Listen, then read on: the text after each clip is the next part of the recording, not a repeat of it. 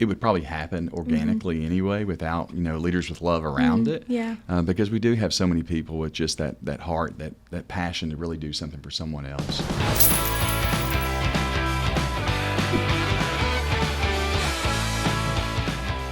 Hey, this is Shea. And this is Maddie, Welcome to the Pocket Change Podcast. where you'll learn better ways to spend, save, and invest and take control of your financial journey. So, Maddie, Leaders with Love is in full swing here at Leaders. Sure and it's one of is. my favorite projects that we do as a credit union. So everyone gets involved with this project at Leaders. Yeah, and this was my first year to do Leaders with Love, but I really loved it and just how it's a practical way to really live out our mission here at Leaders. And it's why we're wearing these hats Yes, today. we have these festive hats for our festive episode today. And we're going to hear from our president and CEO here at Leaders. And he's going to tell us more about the history behind this project and how it all got started. Yeah, think we should take these Yeah, off. maybe we should take these off for this episode. So we're excited to welcome our guest, our very own CEO here at Leaders, Todd Swims, to the podcast today. Welcome to Pocket Change, Todd. Well, listen, thank you so much. It's a pleasure and first time on. So Yeah, we're happy that we could get you on. So first, just tell us about you and your journey here at Leaders from where you started to where you are now. wow, I've got to go back a long way, and it's actually probably before both of you guys were even born, right? So 33 years ago, right, I came to Leaders. Prior to that, actually had worked for General Motors Acceptance Corporation out of Memphis and was transferred here to a branch office in the Jackson area along with my new wife, and so we started here in Jackson working for GMAC. And that led me here through a friend to Leaders, and so 33 years ago today. So that's kind of interesting. And when you started, there was one branch or one office? One office. I think we had 8 employees and maybe 2,500 members. So very interesting times, but really was a big shift. When I was working for General Motors Acceptance Corporation, it was a little larger corporation, and so kind of used to more corporate type policy, procedure, things of that nature. And then I landed at Leaders in 1990 and have been there ever since. And it's been a growing experience and a professional experience that I really do value. It's been terrific. And you built this up into a great credit union supporting the community and its members, so around 75,000 members now. So it's come a long way since that time. Had a lot of help, had a lot of great help, a lot of great staff, and a lot of professionals that helped us along the way, for sure. So thinking back about that, what are you most proud of during that 33 years that Leaders has accomplished? Oh, wow, that's a great question, Shea. I'll have to say that looking at exactly what really makes us unique, I think, in the marketplace, it has to do with our people. It really does. We've got so many great financial champions that really lead the way on behalf of our members, and they do such a tremendous job. And I think it's really about their heart. Every single one of them seem to kind of serve others and serve the community around them, and they had that servant's heart that's really, really important. I'll tell you a funny story too. Back, I guess now maybe 10 years or so, we went through a brand refresh. I don't know if you're familiar with that. Y'all may or may not have been around. We've seen it. We've seen what the old brand looked like now. The new brand. Yeah. And so we were going through that. We actually hired a consultant, and they did a tremendous job. They came in and did a lot of research. They spent time with focus groups. They looked at both internal, folks here at Leaders, our staff, and then also members that actually knew us. And then they actually did some focus group testing with folks in the community. And they were really trying to figure out, what is your brand, right? And so we were trying to make sure that we put a stake in the ground and we kind of articulated that brand well. And so they helped us kind of gather some information to say, who do others think that you are, right? And so at the end of the day, I got a phone call from the consultant, and they said, hey, listen, we wanted to have a conversation with you about the findings that we've had. And they said, we're having a tough time really understanding how to actually articulate your brand. And I was kind of a little bit scared at first. It was like, well, I hope this is good.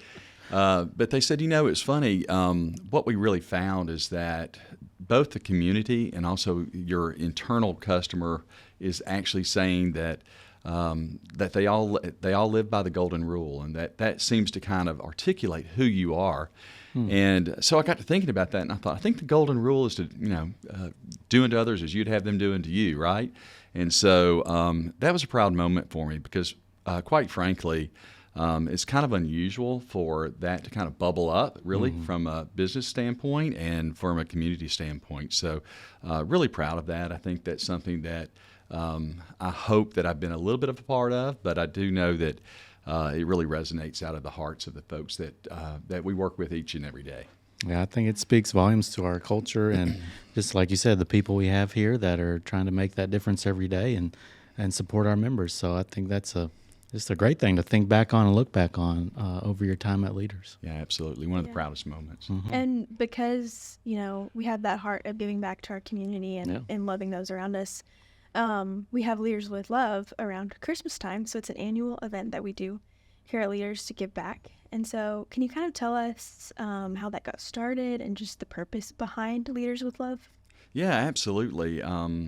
Really a fantastic project. We just wrapped that up, and so it's been really a fun time for us. But kind of looking back, really what happened from a historical standpoint is we always around Christmas time. It's always a great thing at Leaders to kind of get together and have breakfast together with fellow employees and that sort of thing. Maybe some dirty Santa in there. Yeah, sometimes. have some dirty Santa. Yeah, just have a little fun with with really our financial champions. All the favorite folks we like to work with, and so that was going on, and we started seeing really from different folks within different branches, different areas of the operation itself. They were really looking at ideas of trying to do something for someone else, kind of get out of that self, right, and to kind of look to outside of the walls of Leaders to do something special around Christmas. And so it came up that, hey, wouldn't it be great if everybody chose a project and just really found something they could do to really take care of somebody else that's in need. And in the Christmas time, the spirit's in the air, and everybody is really, really all about trying to look at somebody else outside of yourself. And so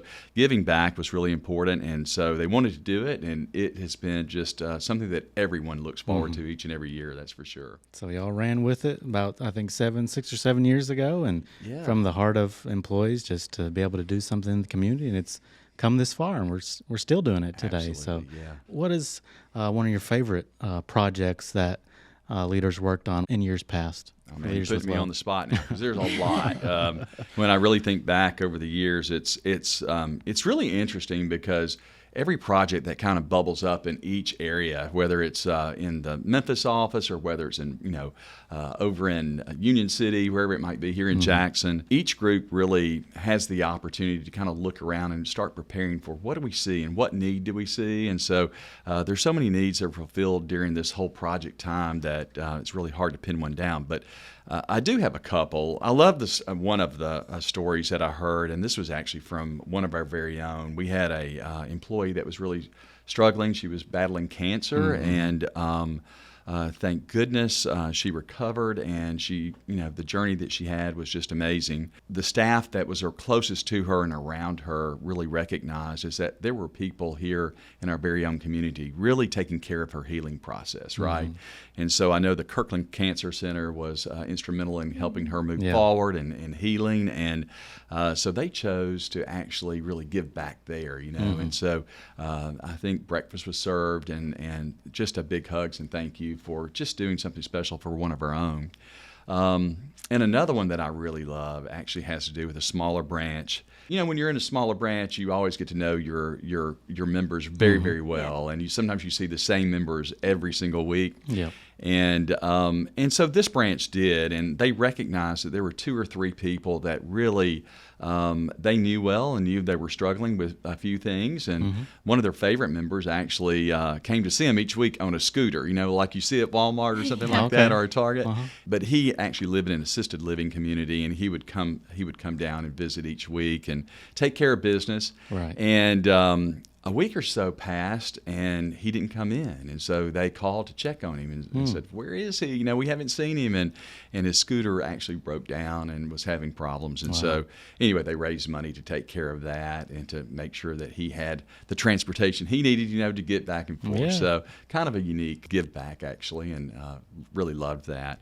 But man, doing so many great things. I know there's been folks here at Leaders that have chosen to really take care of our first responders and be attentive to them, and different food banks and care packages that are being delivered. So there's just so many different projects that really kind of come from this particular Leaders for Love project. And so really, really interesting to see the outcome of that. Yeah, and I love that here at Leaders we're giving, you know, our financial champions, our employees, the opportunity to see a need and like enabling them to meet that need. Yeah, and that's encouraged of us, and like that you want us personally to give back to our community. And so I think just this whole project really speaks a lot to that mission here at Leaders.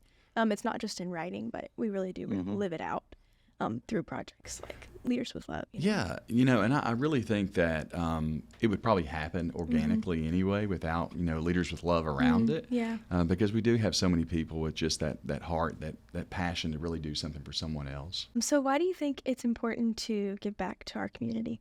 Oh, wow. I tell you, you know, we've been blessed as a business and an organization that operates in several different communities, and it's really not only just a privilege, but I think it's an obligation really from any business that really benefits from a community to for sure be aware of what's around you and try to play a bigger role than just the business itself.